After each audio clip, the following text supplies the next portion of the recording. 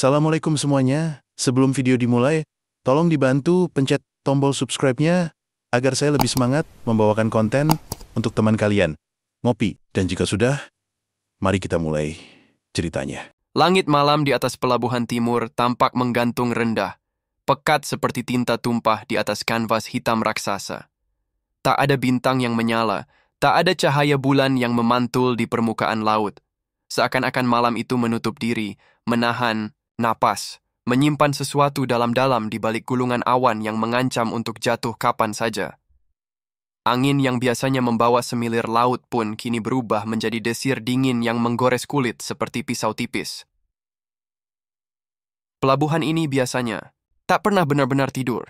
Truk datang dan pergi, kapal kargo berlabuh dan bertolak. Para pekerja melambaikan lampu senter dan memberikan isyarat tangan yang cepat dan tegas. Di kejauhan, kren baja setinggi bangunan 5 lantai terus mengangkat kontainer-kontainer logam yang tampak tak pernah habis. Lampu sorot tinggi menerangi tumpukan kontainer seperti kotak-kotak mainan raksasa yang tersusun rapi dalam barisan tak berujung. Di antara segala aktivitas itu, malam tetap berjalan, seolah-olah waktu di pelabuhan punya irama dan detaknya sendiri. Namun malam ini, ada yang ganjil. Suasana pelabuhan seolah-olah tahu bahwa sesuatu sedang terjadi.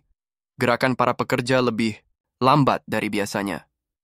Suara klakson truk terdengar lebih pelan, seakan takut membangunkan sesuatu yang seharusnya tetap tertidur. Bahkan suara ombak yang menghantam lambung kapal pun terdengar seperti bisikan gelisah. Di sisi timur pelabuhan, di balik deretan gudang penyimpanan dan peti kemas yang ditinggalkan, ada sesuatu yang lebih senyap. 3 kendaraan hitam terparkir tanpa cahaya. Tidak ada plat nomor di bagian depannya. Mesin dimatikan, jendela gelap, dan setiap kendaraan itu menyimpan lebih dari sekadar mesin atau bahan bakar. Mereka menyimpan tekad, misi, dan diam yang menggigit. Di dalam kendaraan itu, para anggota Densus 88 telah bersiaga sejak sore. Dengan perlengkapan penuh, mereka duduk diam dengan tubuh tegang dan mata tajam yang tidak pernah benar-benar beristirahat. Di tangan mereka, senapan serbu telah disiapkan. Pelindung tubuh sudah melekat sempurna. Helm taktis telah menutupi kepala. Mereka menyembunyikan ekspresi yang meski tak terlihat, tapi penuh waspada. Komando malam ini bukan perintah biasa. Ini adalah perintah untuk menggagalkan pengiriman manusia. Intelijen menyebutkan bahwa sebuah truk kontainer akan mencoba masuk melalui jalur belakang pelabuhan. Truk itu tidak tercatat dalam sistem. Tidak. Ada surat jalan. Tidak ada logistik yang menyertainya. Tapi truk itu akan melaju lurus ke dermaga tanpa pengawalan dan tanpa izin. Isinya bukan kayu, bukan bahan kimia, bukan produk ekspor. Tapi manusia, lebih tepatnya, para pekerja migran ilegal yang diselundupkan dalam diam, ditidurkan dengan pil tidur, dan akan dikirim lintas batas melalui kapal barang menuju Kamboja. Mereka bukan pelaku kejahatan. Mereka adalah korban, data intelijen. Menyebutkan sindikat ini sudah beroperasi selama lebih dari 5 tahun. Mereka memiliki jalur sendiri, dari kampung-kampung pelosok hingga ke kota pelabuhan. Mereka punya jaringan pemandu, pemalsu dokumen, dan agen pengumpul yang menyamar sebagai penyedia kerja legal. Tapi malam ini, semua jejak itu mengarah pada satu titik, pelabuhan ini, jam ini, truk ini. Di sudut kanan pelabuhan, kamera pemantau telah diprogram untuk diam. Seseorang telah membayar mahal untuk membungkam mata digital itu. Tapi yang tidak diketahui para pelaku adalah bahwa Densus 88 tidak sepenuhnya bergantung pada kamera pelabuhan. Mereka punya sistem sendiri. Drone senyap telah terbang rendah di atas jalur masuk belakang. Thermal scanner telah merekam setiap pergerakan panas yang datang mendekat. Mikrofon arah menangkap suara mesin diesel dari kejauhan. Jam digital pada dashboard kendaraan hitam menunjukkan pukul 11.23 dini hari. Anggota Densus di dalam kendaraan tidak bergerak. Mereka hanya saling menatap dalam diam lewat pantulan mata di balik visor. Di luar, angin makin kencang. Debu dan pasir tipis dari jalur aspal belakang mulai berterbangan, seperti pertanda bahwa sesuatu mulai mendekat. Lalu, dari kejauhan, satu garis cahaya memecah kegelapan. Lampu jauh sebuah truk menembus kabut tipis. Suaranya semakin nyata, deru. Mesin besar makin jelas, berat dan malas seperti raksasa yang baru bangun tidur. Truk itu besar, lebih tinggi dari rata-rata, warna catnya pudar. Tak ada logo perusahaan, tak ada tulisan, hanya badan kontainer logam yang panjang dan mengilat lemah oleh pantulan lampu jalan. Di dalam kabin truk itu, seseorang sedang menggenggam kemudi dengan tangan yang dingin dan penuh bekas luka lama. Ia tahu malam ini akan berat, tapi ia tidak menyangka bahwa seluruh malam akan menjadi saksi kejatuhannya. Truk itu terus melaju, tanpa henti, tanpa ragu. Di balik bayang-bayang, Densus 88 mulai bergerak. Truk kontainer itu melaju perlahan menyusuri jalur belakang pelabuhan, melewati deretan gudang kosong dan lampu jalan yang mati sebagian. Jalan yang dilintasinya bukan jalur umum. Jalan itu jarang dilewati kendaraan biasa, apalagi di jam-jam seperti ini. Aspalnya retak-retak, banyak lubang yang dihindari dengan manuver kecil oleh si pengemudi, tapi truk itu tak pernah benar-benar berhenti. Tak ada keraguan dalam lajunya. Roda-rodanya berdecit lirih di antara genangan air yang tidak sempat menguap oleh matahari siang yang tadi mendung. Kabin depan menyala dengan lampu redup, cukup hanya untuk menunjukkan siluet kursi pengemudi dan bentuk dashboard yang tua. Tidak ada radio yang menyala. Tidak ada suara musik. Hanya deru mesin dan denyut napas pengemudi yang mulai berat. Udara di dalam kabin terasa panas meski malam terus meniup dingin dari luar. Aroma oli, debu, dan sisa rokok bercampur menjadi satu, membentuk ruang yang pengap dan penuh kecemasan yang dipendam dalam-dalam. Sementara truk bergerak, jalur yang dilaluinya mulai menunjukkan jejak yang tak biasa. Di kiri dan kanan, pagar-pagar pembatas pelabuhan sudah berkarat dan sebagian jebol. Tanda larangan masuk tampak seperti hiasan usang, tak lagi dihormati. Di belakangnya, jalur kontainer resmi dipenuhi sinyal dan pemeriksaan elektronik. Tapi, truk ini tidak melintasi jalur itu. Ia masuk melalui rute alternatif, jalur gelap yang selama ini dipakai oleh mereka yang tahu celah dan diam-diam membayar penjaga malam dengan amplop tebal berisi janji dan uang kotor. Di dalam kontainer, suasana sangat berbeda. Tak ada suara, tak ada gerakan. Gelap total. Udara di dalam terkurung dan lembab. Bau logam dan plastik menusuk hidung, namun tak ada satupun penghuni di dalam yang merasa terganggu. Sebab mereka semua tertidur. Puluhan tubuh manusia terbaring, rapat, bersandar satu sama lain di lantai baja yang keras, mengenakan jaket tipis dan celana panjang yang lusuh. Di tangan mereka masih tampak bekas perban kecil, tempat suntikan disisipkan beberapa jam sebelumnya. Suntikan itu bukan untuk mengobati, melainkan untuk membius obat tidur kuat telah diberikan beberapa jam sebelum keberangkatan. Bukan sekadar untuk menghindari kegelisahan, tetapi agar tidak ada suara, tidak ada panik, tidak ada gangguan selama perjalanan. Mereka dibungkam oleh tidur buatan, diseragamkan oleh ketidaksadaran, dan dijadikan kargo yang tak bernyawa secara sementara. Beberapa di antaranya adalah perempuan muda dengan wajah yang masih menyimpan harapan. Ada pula lelaki tua dengan tangan kasar, sisa dari ladang dan bengkel. Mereka tidak tahu kemana mereka akan dibawa. Mereka hanya tahu bahwa mereka dijanjikan pekerjaan, penghasilan, dan hidup yang lebih baik. Tak satu pun dari mereka tahu bahwa mereka sedang diselundupkan. Truk terus bergerak, meninggalkan jejak ban kotor di jalur berbatu. Kamera pelabuhan yang seharusnya memantau setiap kendaraan sudah dibelokkan. Beberapa bahkan sengaja ditutupi kain hitam yang digantung tinggi oleh seseorang dari dalam.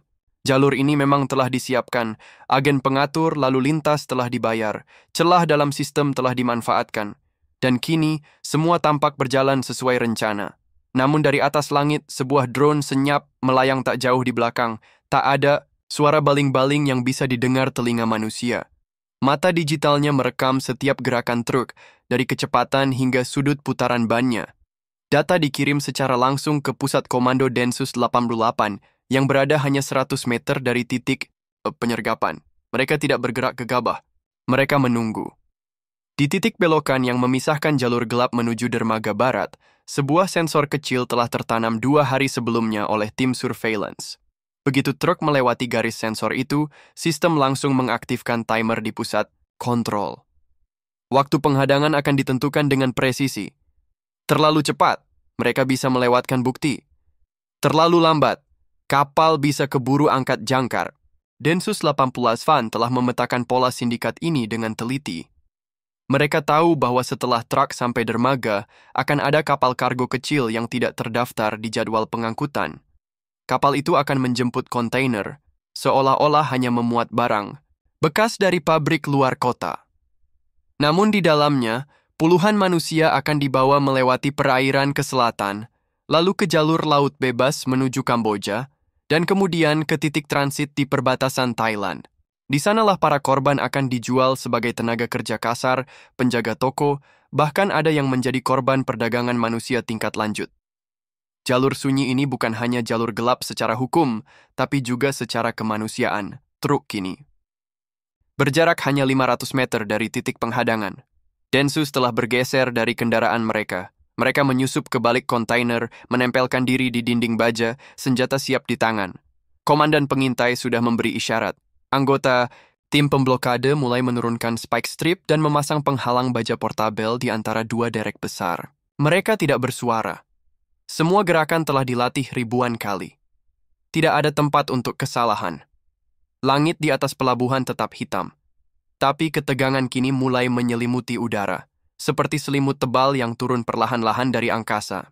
Waktu seolah-olah melambat, menunggu satu momentum penting, saat di mana keheningan akan pecah, dan truk itu masih terus melaju.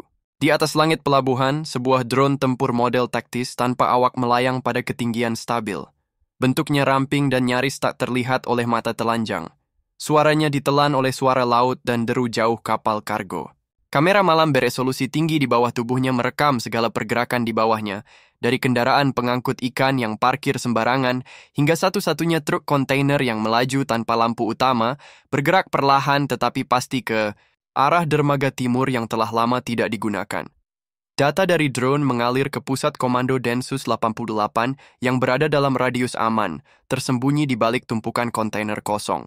Di sana, layar-layar monitor menampilkan gambar termal dan data pemosisian secara real-time. Setiap gerakan truk, setiap tikungan bannya, bahkan suhu dari knalpot dan kabin pengemudi, semuanya terbaca jelas.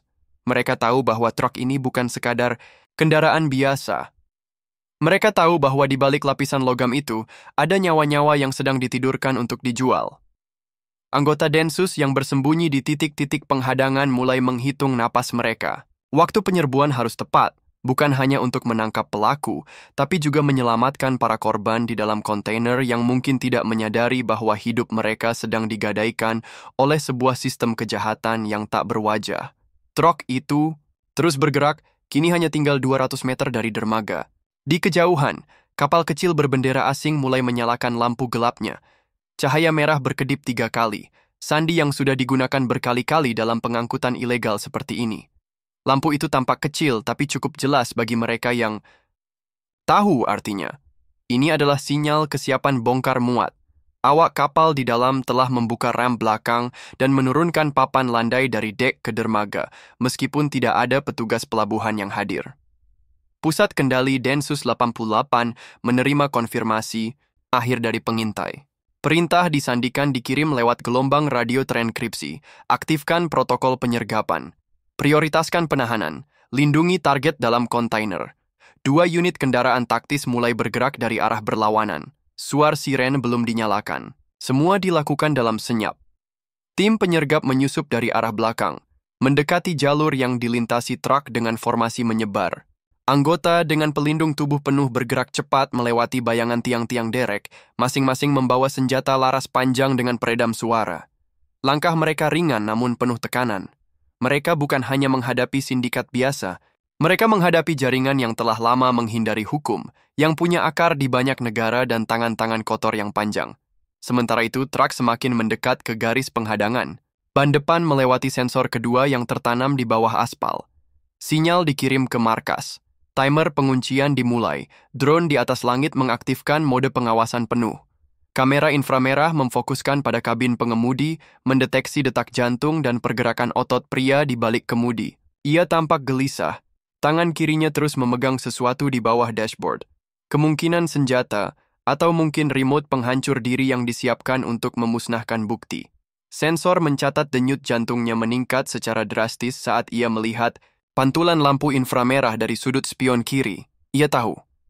Ia merasakan kehadiran sesuatu yang tidak semestinya, tetapi sudah terlambat. Dalam satu hentakan koordinasi, penghadangan dimulai. Spike strip dipicu secara otomatis dari aspal, menghantam roda depan dan belakang truk. Ban meledak serempak. Truk bergoyang keras dan tergelincir ke kiri, menabrak pagar besi di sisi dermaga. Kabin depan terhenti dengan bunyi dentuman keras, menimbulkan gema yang menyebar ke seluruh area. Tim Densus langsung menyebar. Beberapa mengamankan area belakang, sementara yang lain menerobos ke depan. Kaca kabin dipecahkan.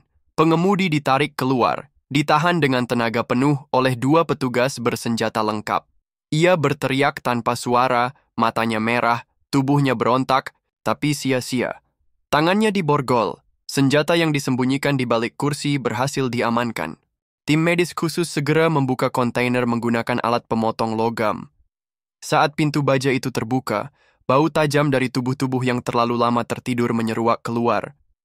Di dalamnya, puluhan tubuh tergeletak tak bergerak, tetapi alat deteksi vital menunjukkan mereka masih hidup. Obat tidur masih bekerja, tapi nyawa mereka kini aman. Petugas masuk dengan masker dan selimut darurat, satu persatu tubuh itu diangkat dengan hati-hati. Drone masih mengawasi dari atas, memastikan tidak ada pelarian, tidak ada pergerakan mencurigakan dari arah kapal. Namun kapal kecil itu sudah keburu mematikan lampunya, dan dalam gelap ia mulai mundur pelan, menjauh dari dermaga. Sinyal radio dipantau. Kapal tersebut masuk dalam daftar pengejaran. Tapi yang paling penting malam itu bukan kapal, melainkan isi kontainer. Densus 88 berhasil menyelamatkan puluhan TKI ilegal yang akan diselundupkan ke luar negeri, dicekoki janji palsu, dan hampir dijual seperti barang. Dan di atas langit, drone itu melayang tanpa emosi. Mencatat semuanya dalam rekaman digital yang kelak akan menjadi bukti di pengadilan. Langit tetap gelap. Namun di bawahnya satu kejahatan besar telah gagal. Sidik jarinya telah diambil. Iris matanya juga telah dipindai. DNA dari ludahnya dikumpulkan dengan metode taktis. Prosedur ini dilakukan cepat dan presisi. Beberapa menit kemudian, Sistem Nasional Pencocokan Biometrik mulai bekerja. Data dikirim dan diproses lintas jaringan ke Interpol, ke catatan kriminal dalam dan luar negeri, ke catatan imigrasi, hingga database intelijen dalam negeri yang tak semua orang tahu keberadaannya. Tak butuh waktu lama bagi sistem untuk memberikan jawaban. Nama pria itu bukan yang tertulis di SIM palsunya. Ia bukan supir harian yang dibayar untuk 1 kali pengantaran. Ia adalah orang lama dalam daftar pencarian. Seorang tokoh bawah tanah yang pernah menghilang tanpa jejak selama lebih dari 5 tahun. Nama aslinya, Satrio Nugroho, usia 41 tahun, mantan anak buah sindikat perdagangan manusia asal Surabaya, yang kini diyakini telah naik pangkat menjadi salah satu koordinator regional jaringan TKI ilegal lintas Asia Tenggara. Jejak digitalnya ditemukan di banyak tempat. Catatan lama menyebutkannya sebagai operator lapangan dalam beberapa pengiriman, gelap ke Malaysia, Filipina, bahkan ke bagian selatan Thailand. Namun, sejak tahun 2020, Satrio menghilang dari radar setelah sebuah penggerebekan gagal di Medan.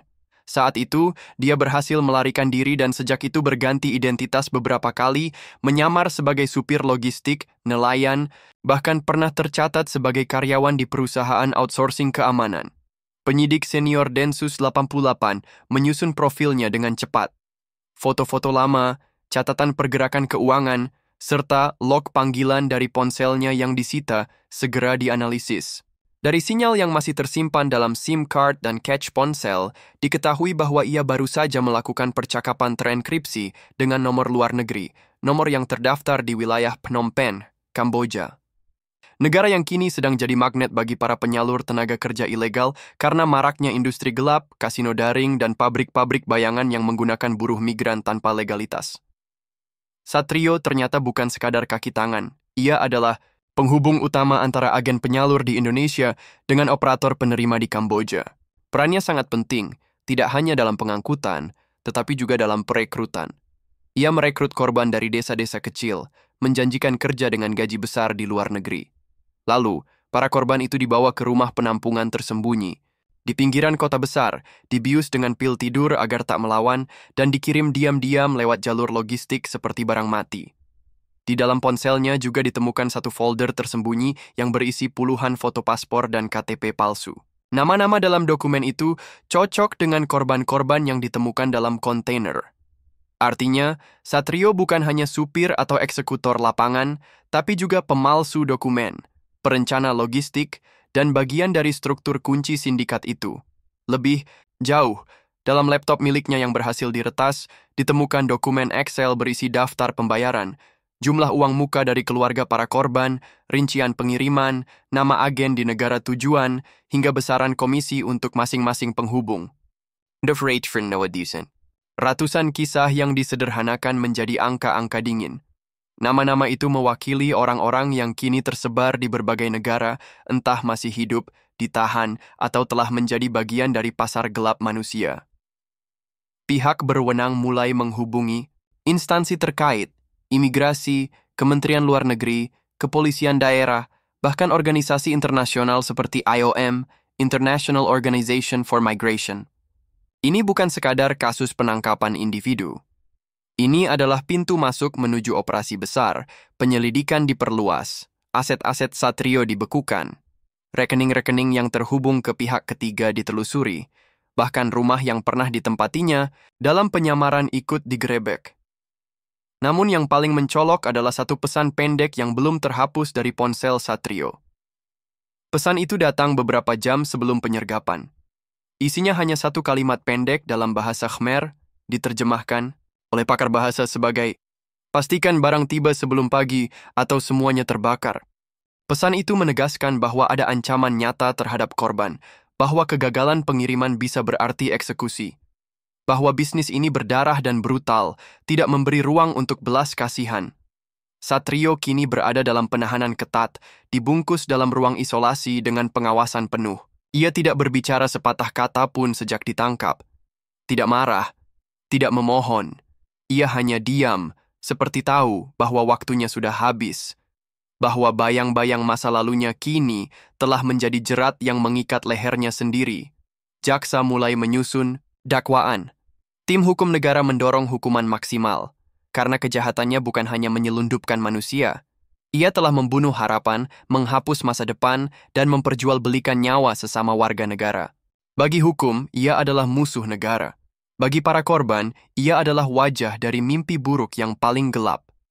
Dan di ruang pengendali, layar besar yang masih menyala kini menampilkan satu kata yang menjadi akhir dari semua penyelidikan itu. Teridentifikasi. Hukuman mati diusulkan.